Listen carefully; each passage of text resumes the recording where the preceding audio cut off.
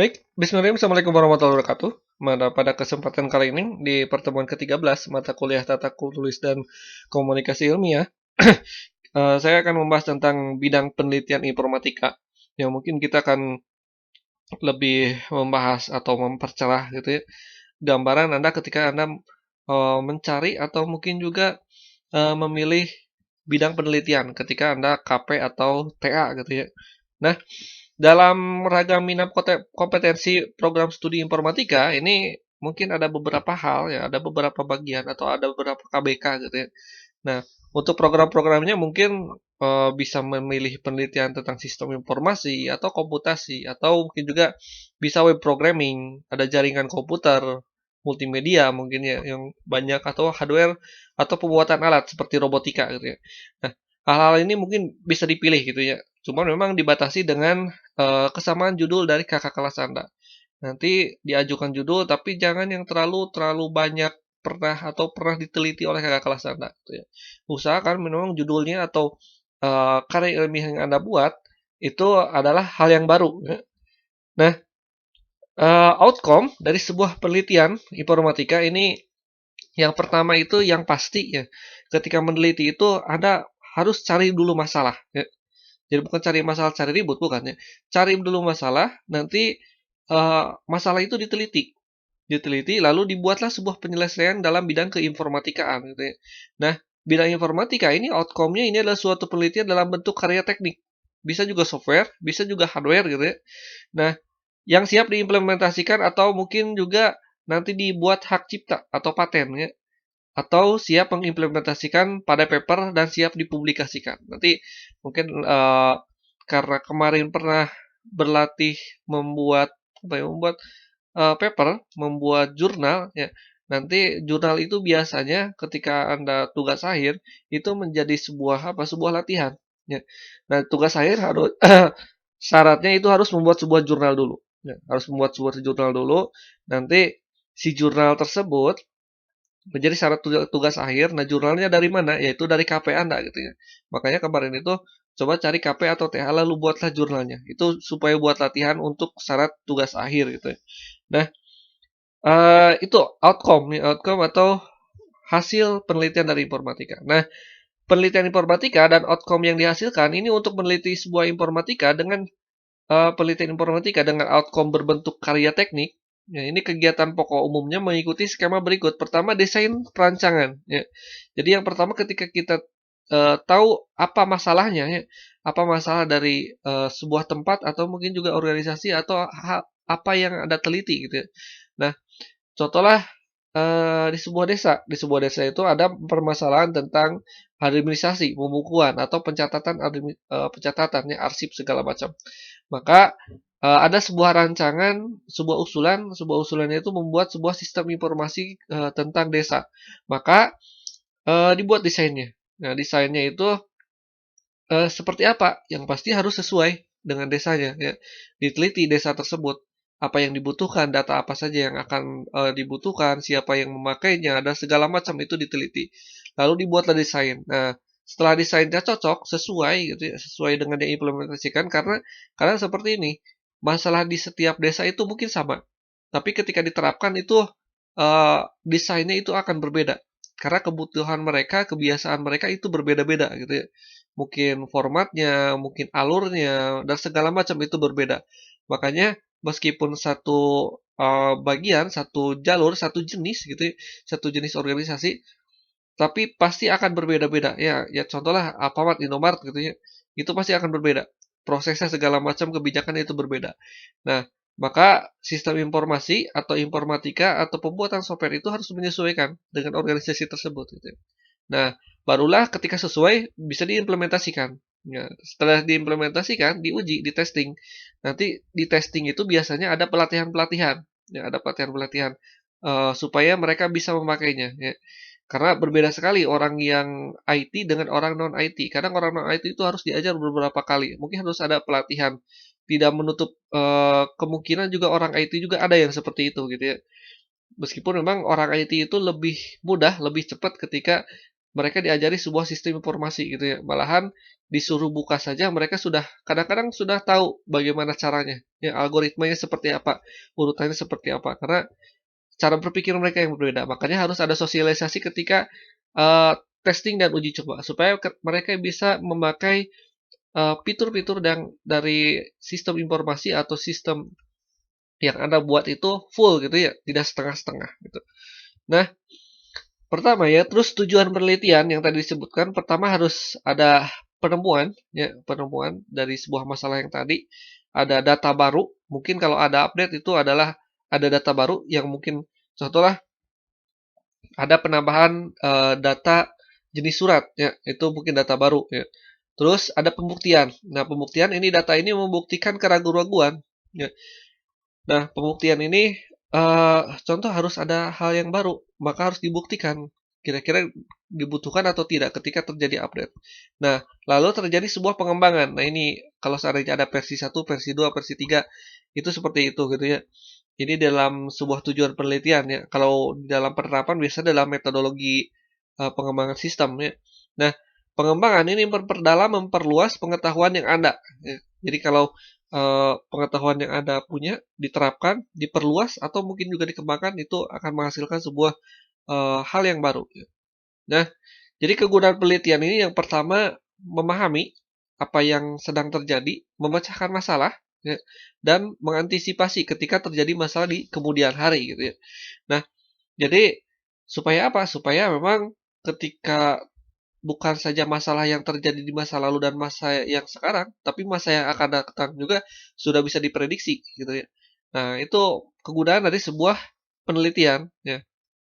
Nah, jadi proposal penelitian ini ada beberapa latar, ada beberapa isi yang mungkin pernah dibahas. Yang pertama ada latar belakang. Latar belakang ini berisi dari alasan ketika Anda membuat sebuah penelitian itu alasannya apa gitu ya.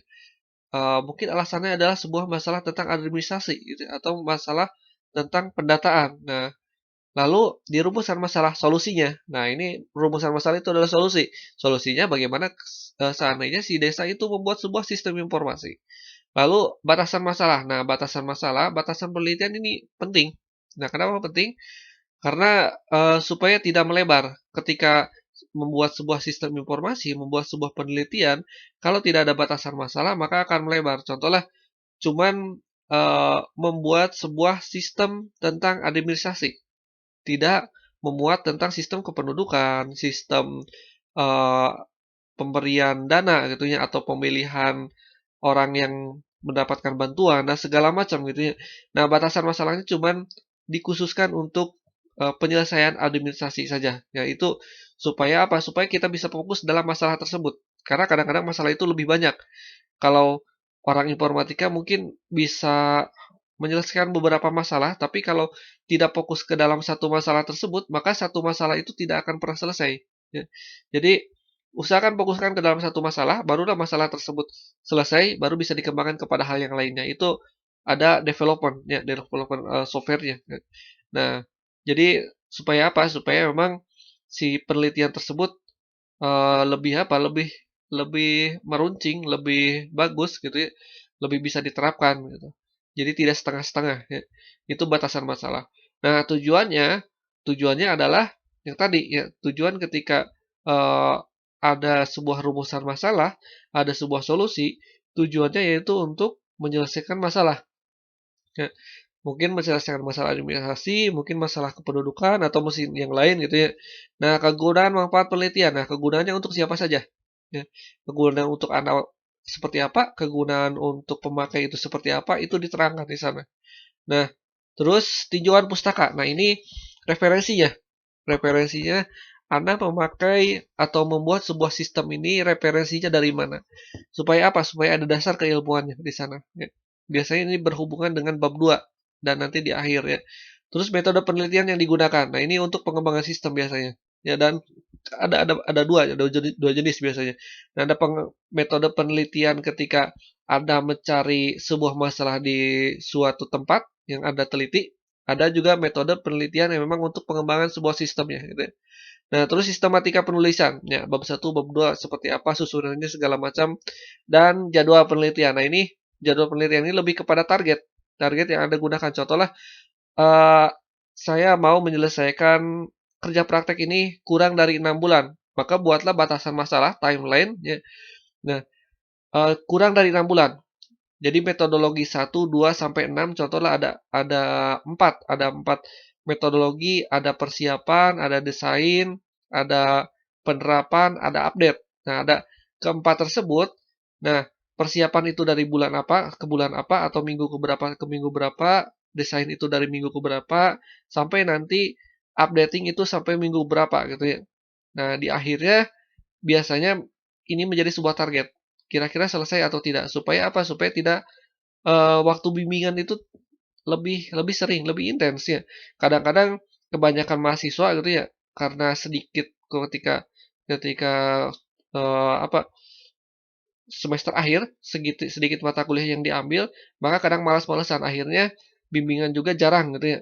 Dan itu kadang-kadang menjadi sebuah hambatan ketika, eee, jadwalnya ngaret.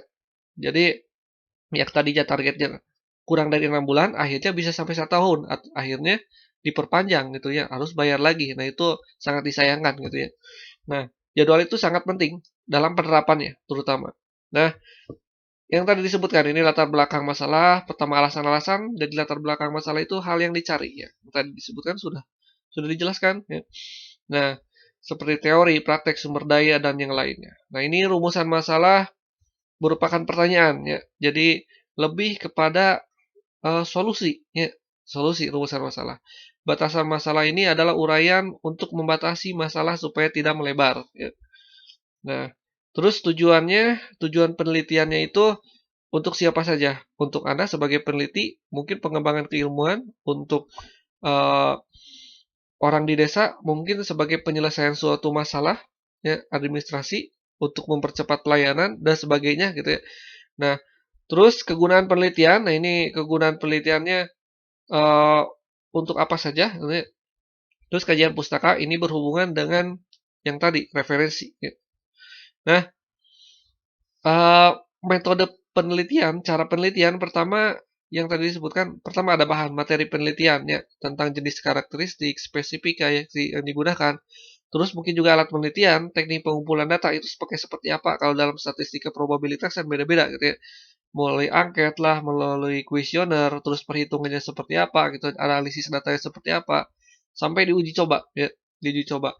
Contohnya ketika membuat sebuah sistem itu, dibuatlah sebuah angket kuesioner, kira-kira mereka cocok tidak dengan kuesioner dengan aplikasi ini. Contohnya seperti ini, Anda membuat sebuah penelitian, membuat sebuah aplikasi games ya. Nah, aplikasi games ini diperuntukkan untuk anak kecil. Maka ketika aplikasi itu selesai, beberapa anak kecil mungkin disuruh mainkan game tersebut, nanti Anda kasih angket, suruh menjawab pertanyaan-pertanyaan di angket tersebut atau mungkin diwawancara gitu ya, dengan beberapa nilai 1 atau 2 atau ya dan tidak gitu ya, 1 sampai 5 intervalnya. Nah, lalu ketika sudah diisi, itu berisi pendapat-pendapat mereka yang sudah mencoba game tersebut. Apakah cocok, apakah bagus, apakah tidak, nanti bisa disimpulkan, diuji, dianalisis datanya gitu ya. Kalau ada kekurangan dari sisi desain, ketika dianalisis maka perbaikilah sisi desain gitu ya. Dari hasil mana? Dari hasil uji coba ya. Nah, terus ada jadwal penelitian yang tadi disebutkan, lebih kepada menunjukkan waktu, target ya. Nah, metode penelitian pertama ada studi kasus. Nah, ini lebih kepada studi kepustakaan ya. Jadi referensinya berhubungan dengan daftar pustaka. Nah, juga kadang-kadang studi kasus juga ini berhubungan dengan hal yang terjadi di lapangan ya, yang tadi disebutkan apa masalahnya ya. Terus survei deskripsi eksploratif ini juga sama, ini menghasilkan dapat digeneralisasikan dengan cara pengambilan sampel ya, dari sebuah populasi.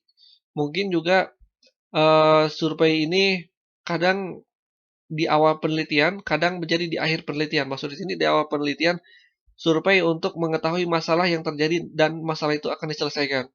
Kadang kalau di akhir penelitian, ketika penyelesaian sebuah masalah, aplikasi tersebut cocok atau tidak, disurvei gitu ya. Nah, disurvei apakah bagus atau tidak. Itu kadang-kadang terjadi di 2 hal itu ya. Nah, terus eksperimen, ada kelompok eksperimen ini ada atau kelompok kontrol gitu ya. Nah, terus desain penelitian, ini desain survei ini digunakan penelitian deskriptif, eksploratif, dan eksperimen. Nah, kuantitas survei ini antara lain pertama bergantung pada jumlah orang yang disampelkan, biasanya minimal itu ada 30 orang gitu ya. Nah, cuman kemarin kan kalau di mata kuliah sebelah ya, itu diutamakan itu 50 orang ya. Nah, terus ada taraf sampel, representatif, tingkat kepercayaan informasi yang diperoleh dengan sampel, apakah sesuai atau tidak, bias atau tidak gitu ya. Nah, itu desainnya. Jadi lebih kepada hal yang dicari, entah itu dari masalah atau ketika masalah itu diselesaikan, kecocokannya ya. Nah, terus studi kasus. Studi kasus ini mengenai apa yang dapat diberikan gambaran tentang keadaan bahan studi kasus. Lebih kepada sumber-sumber seperti contoh laporan pengamatan, catatan pribadi, atau mungkin juga kitab harian, biografi gitu ya. Atau laporan tentang seseorang mengetahui tentang objek subjek yang sedang diteliti ya. Nah, nah terus ada desain, nah kalau desain eksperimen ini lebih kepada terdapat pada kelompok yang eksperimen dan kelompok kontrol gitu ya. Nah, kelompok eksperimen ini yaitu kelompok yang sengaja dipengaruhi oleh variabel-variabel tertentu. Biasanya yang tadi disebutkan diberi pelatihan ya. Nah, apakah bisa atau tidak ya. Nah, kelompok ini yaitu kelompok yang tidak dipengaruhi oleh variabel tertentu, misalnya tidak diberi latihan. Nah, ini ada dua jenisnya. Kalau ketika diberi latihan itu akan seperti apa? Kalau diberi latihan itu seperti apa? Ya, biasanya dua jenis kelompok di sana. Nah, format tugas akhir, skripsi atau tugas akhir ini yang standar gitu ya, meskipun nanti kemarin pernah dibahas itu silahkan dibaca di pedoman tugas akhir gitu ya, dan itu lebih lengkap di sana. Tata tulisnya segala macam gitu, susunannya. Ya. Tapi kalau biasanya pasti ada judul, ada maksud judul skripsi, ada lambang, ya, lambang kampus, terus nama mahasiswa, program studi. Nah, halamannya ada halaman pengesahan, terus ada tanggal ujian gitu ya. Ada kata pengantar. Nah, terus daftar isi ini berisi dengan yang mungkin daftar isi ya, halaman ya. Terus daftar tabel, daftar gambar, lukisan, lambang, listing program. Nah, itu biasanya ada gitu, tapi kebanyakan cuma daftar tabel dan daftar gambar ya dengan daftar isi. Nah, terus ada abstrak. Nah, abstrak ini yang lebih kepada mewakili seluruh judul. Jadi ringkasan ya, ringkasan. Nah, dengan aturan-aturan ini seperti ini ya. Meskipun abstrak itu yang jelasnya ada di pedoman tugas akhir ya. Cuman contohnya seperti judulnya ada nomor mahasiswa, ada alinea gitu ya. Terus alinea pertama berisi tentang tujuan penelitian, kedua tentang pelaksanaan, yang ketiga tentang hasil ya. Diketiknya dengan satu spasi maksimum 250 huruf ya, dengan menggunakan kata kunci ya. Nah, terus bab 1 ini yang tadi disebutkan lebih kepada latar belakang, pendahuluan yang masuk dengan latar belakang, rumusan, batasan, tujuan, sampai yang termasuk dalam jadwal itu termasuk ke dalam bab 1 ya. Nah, terus bab 2 ini lebih kepada landasan teori, konsep ya, referensi yang Anda pakai. Biasanya berisi teori-teori yang memang menunjang penelitian Anda ya di sana. Yang ketiga ini analisis, perancangan sistem. Jadi ketika dianalisis itu di suatu objek yang Anda teliti itu dianalisis masalahnya itu seperti apa, berhubungan dengan masalah yang terjadi. Ya, penerapan kerangka penelitian, ya, terus masalah yang terjadi dan alasan-alasannya itu dikemukakan di bab 3. Nah, terus barulah di bab 4 itu diimplementasikan masalah yang diteliti dari bab 3. Lalu bab 5 ketika selesai penelitian tersebut disimpulkan, ya, sarannya itu seperti apa. Apakah mungkin ada updating, ada perbaikan, eee, ada usulan untuk diterapkan gitu ya. Terus daftar pustaka ini berisi tentang referensi atau dari bab 2 dan bab-bab sebelumnya. Kadang di bab 1, di bab 3 juga tercantum referensi. Jadi dimasukkan ya, referensinya dari mana bab pustaka itu.